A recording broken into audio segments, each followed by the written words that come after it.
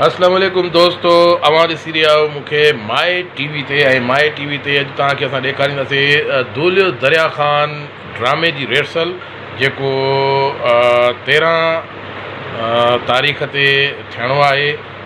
13 मार्च ते arts council of Pakistan Karachi में अचणु न विसारींदा। ऐं हीअ स्टेज प्ले, इन में जेका सीन तव्हां ॾिसी रहिया हो उहा रिहर्सल थी रही आहे। पूरी टीम उन में मौजूदु आहे। माए टीवी ते स्पेशली तव्हांखे इहो ॾेखारे रहिया आहियूं।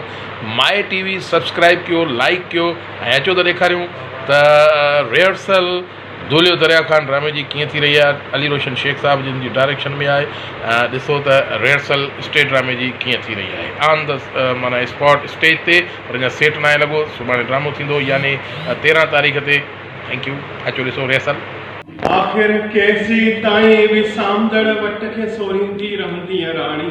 आवाज़ है ना, थोड़ा आशिक आवाज़ घटा मां मथे हाँ केर वरी चुको आहे इयो वट विसामण ते आहे।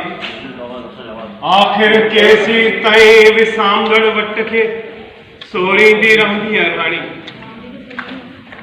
जेसिताईं मथे जे सीने में साह जी वट भरंदी रहंदी, तेसिताईं हिन वट खे विसामण कोन ॾींदसि। हवा जो हल्को झूठो लॻंदो ऐं वट विसामी वेंदी। मां पंहिंजे दामन सां हिन वट खे ओट ॾींदसि।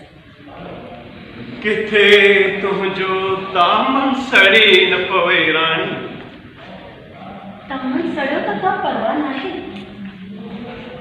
जे अव्हां खे कुझु थी पियो मथे तां गंदी त न लहंदी। दामन सड़ियो त का परवाह नाहे। मथे त गंदी त न लॻंदी। जे अव्हां खे कुझु थी पियो त मां त मथे गाड़ी थी पवंदसि। मौत मेणो नाहे राणी। जिंदगी जी हर वाट कबर ते थी खुटे। असांजी जिंदगीअ जी वाट बि अची खुटी आहे। पसा पूरा थिया आहे। घड़ी घड़ी ॼण मौत जी बिख आहे।